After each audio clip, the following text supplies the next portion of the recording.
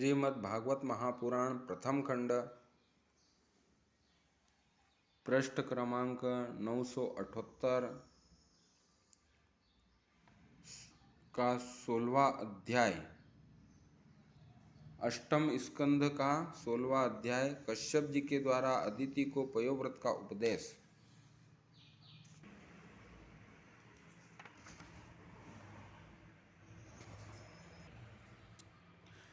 कश्यप जी ने कहा, देवी, जब मुझे संतान की कामना हुई थी तब मैंने भगवान ब्रह्मा जी से यही बात पूछी थी। उन्होंने मुझे भगवान को प्रसन्न करने वाले जिस व्रत का उपदेश दिया था वही मैं तुम्हें बतलाता हूँ। फाल्गुन के शुक्ल पक्ष में 12 दिनों तक केवल दूध पीकर रहे और परम भक्ति से भगवान कमल नयन की पूजन करे। अमावस्या के दिन यदि मिल सके तो सूअर की खोदी हुई मिट्टी से आपका शरीर मलकर नदी में स्नान करे। उस समय यह मंत्र पढ़ना चाहिए। देवी, प्राणियों को स्थान देने की इच्छा से वाराह भगवान ने रसातल से तुम्हारा उद्धार किया था। तुम्हें मेरा नमस्कार है। तुम मेरे पापों को नष्ट कर दो। इसके बाद अपने नित्य और नैमित्तिक नियमों को पूरा करके एकाग्र चित्त से मूर्ति, वेदी, सूर्य, जल, अग्नि, गुरुदेव के रूप में भगवान की पूजन करें और इस प्रकार स्तुति करें, प्रभो, आप सर्वशक्तिमान है, अंतर्यामी है, आराधनीय है। समस्त प्राणी आप में और आप प्राणियों में निवास करते हैं। इसी से आपको वासुदेव कहते हैं। आप समस्त चराचर जगत और उसके कारण के साक्षी है। भगवान, मेरा आपको नमस्कार है। आप अव्यक्त और सूक्ष्म है। प्रकृति और पुरुष के रूप में भी आप ही स्थित है। आप 24 गुणों को जानने वाले, गुणों को स्थिर करने वाले, सांख्य शास्त्र के प्रवर्तक है। आपको मेरा नमस्कार है। आप वह यज्ञ है जिसके प्रायणीय, उदनीय और ये दो कर्म है, सिर है। प्रातः, मध्याह्न और सायं ये 3 सवन है, 3 पाद है, चारों वेद, 4 सिंह है, गायत्री आदि 7 छंद ही 7 हाथ है। यह धर्ममय वृषभ रूप यज्ञ वेदों के द्वारा प्रतिपादित है और इसकी आत्मा है स्वयं। आपको मेरा नमस्कार है। आप ही लोक कल्याणकारी शिव और आप ही प्रलयकाली रुद्र है। समस्त शक्तियों को धारण करने वाले भी आप ही। आपको मेरा बार बार नमस्कार है। आप समस्त विद्याओं के अधिपति एवं भूतों के स्वामी हैं। आपको मेरा नमस्कार है।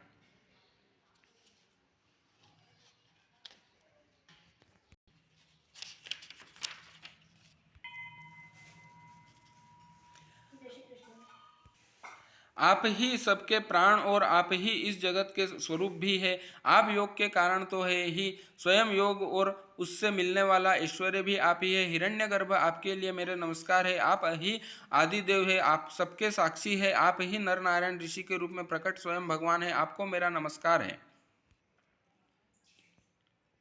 आप ही नारायण ऋषि के रूप में प्रकट स्वयं भगवान है। आपको मेरा नमस्कार है। आपका शरीर मरकत मणि के समान सांवला है। समस्त संपत्ति और सौंदर्य देवी लक्ष्मी आपकी सेविका है। पीताम्बरधारी केशव, आपको मेरा बार बार नमस्कार है। आप सब प्रकार के वर देने वाले हैं। वर देने वालों में श्रेष्ठ तथा जीवों के एकमात्र वर्णीय है। यही कारण है कि धीर विवेकी पुरुष आपके अपने कल्याण के लिए आपके चरणों की रज की उपासना करते हैं। जिनके चरण कमलों की सुगंध प्राप्त करने की लालसा से समस्त देवता और स्वयं लक्ष्मी जी भी सेवा में लगी रहती है, वे ही भगवान मुझ पर प्रसन्न हो। प्रिय भगवान, ऋषिकेश का आह्वान पहले ही कर दे, फिर इन मंत्रों के द्वारा पाद्य, आचमन आदि के साथ श्रद्धापूर्वक मन लगाकर पूजन करें।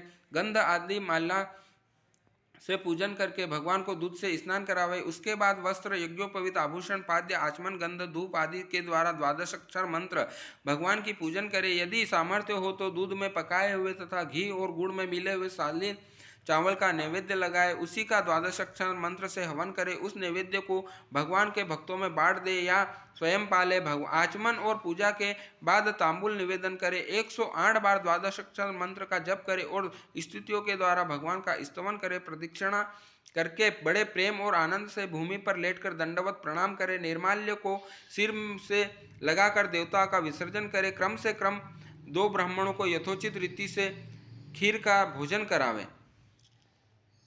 दक्षिणा आदि से उनका सत्कार करें। इसके बाद उनसे आज्ञा लेकर अपने इष्ट मित्रों के साथ बचे हुए अन्न को स्वयं ग्रहण करें। इस दिन ब्रह्मचार्य से रहे और दूसरे दिन प्रातःकाली स्नान आदि के द्वारा पवित्रता पूर्वक पूर्वोक्त विधि से एकाग्र होकर भगवान की पूजन करें। इस प्रकार जब तक व्रत समाप्त न हो जाए तब तक दूध से स्नान कराकर प्रतिदिन भगवान की पूजन करें।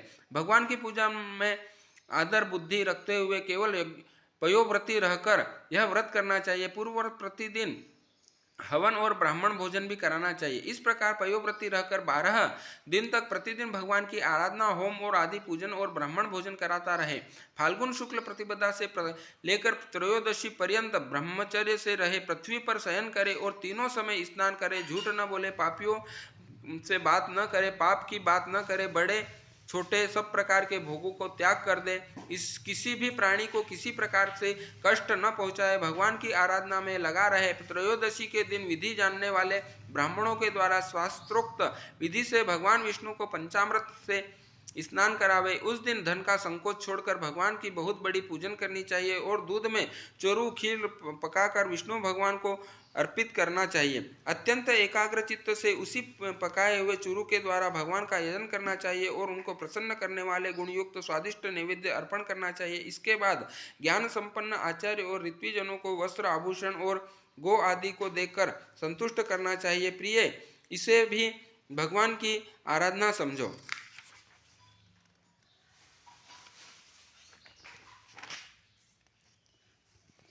प्रिय, आचार्य और ऋत्विजनों को शुद्ध, सात्विक और गुण युक्त भोजन कराना ही चाहिए। दूसरे ब्राह्मण और आए और हुए अतिथियों को भी अपनी शक्ति के अनुसार भोजन कराना चाहिए। गुरु और ऋत्विजनों को यथा योग्य दक्षिणा देनी चाहिए। जो चांडाल आदि अपने अपने वहां गए हुए हो, उन सभी को यथा दे तथा दीन अंधे को, असमर्थ पुरुषों को भी अन्न आदि देकर संतुष्ट करना चाहिए। जब लोग खा चुके हो तब सबके सत्कार को भगवान की प्रसन्नता का साधन समझते हुए अपने भाई बंधुओं के साथ स्वयं भोजन करना चाहिए। प्रतिपदा से लेकर त्रयोदशी तक प्रतिदिन नाच गाना बाजे, स्तुति, स्वस्ति वाचन और भगवत कथा से भगवान की पूजन करावे। प्रिय, यह भगवान की श्रेष्ठ आराधना है। इसका नाम है पयोव्रत। ब्रह्मा जी ने मुझे जैसा बताया था वैसा ही मैंने तुम्हें बता दिया। देवी, तुम भाग्यवती हो। अपनी इंद्रियों को वश में करके शुद्ध भाव एवं श्रद्धा पूर्वक चित्त से इस व्रत को भलीभांति अनुष्ठान करो और इसके द्वारा अविनाशी भगवान की आराधना करो।